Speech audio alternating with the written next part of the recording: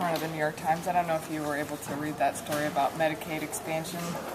Well, I don't read the New York Times. I do read the Wall Street Journal. I didn't see it there. One of the I guess interesting parts of that article was they quoted an administration official saying that the Kasich administration pressed the leaders of the legislature to assure yes votes on the controlling board.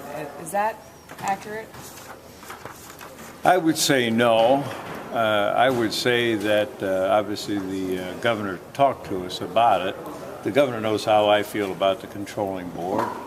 I've raised hell about the controlling board since Dave Headley and I served together. He was a Democrat from Summit County. I was Republican, of course, from Medina County. And Article 2 of the Constitution is pretty clear about who appropriates money. But you don't feel that you were pressed by the administration to make any changes to the makeup of that board? No. No, I had another problem. I had two very good friends who were both running for leadership, and that dog will not hunt. You know, you just can't have people in those kinds of positions. Not that they're not both fine men. I don't mean anything like that, but it's just it was not. It was not a propitious situation. Considering your feelings about controlling board and about Medicaid expansion, why appoint Representative McGregor and not any number of members who would have voted no? Well, there are a lot of members who would have voted no. But you see, over the years, you learn how to talk to people and find out what they're thinking. Not what they're saying, what they're thinking. And there were a significant number of people in our caucus who felt pretty strongly that we had to do something in order to strengthen the Medicaid program in Ohio. And I think right now there are 15 bills introduced. I believe that's the right number. Is that about right? I think that's about right. And there'll be more. So you got a sense from your caucus as a whole that they wanted As a whole. this to happen? Yeah, as a whole. Okay. They were not in volume. Right. Clearly.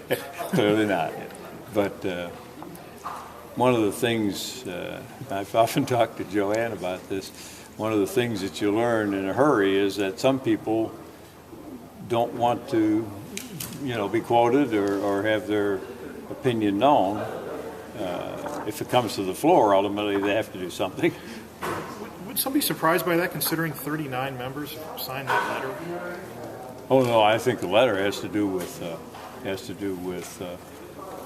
controlling board per se. But you're saying maybe some who signed that letter. They don't like the controlling board, but they might have been on either side of the issue. Okay. Yeah. And as a whole, when you looked at your members, they supported Medicaid expansion. I would say it was pretty close. And some of them absolutely opposed it unless appropriate amendments were made to it.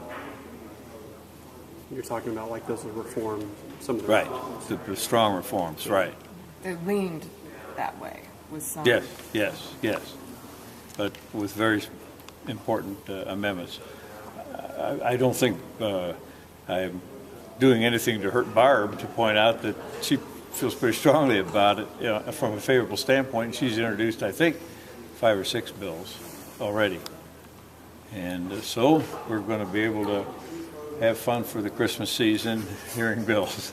And fortunately, we have a pretty strong committee in that area, Representative Washington's committee. Speaker, as you know,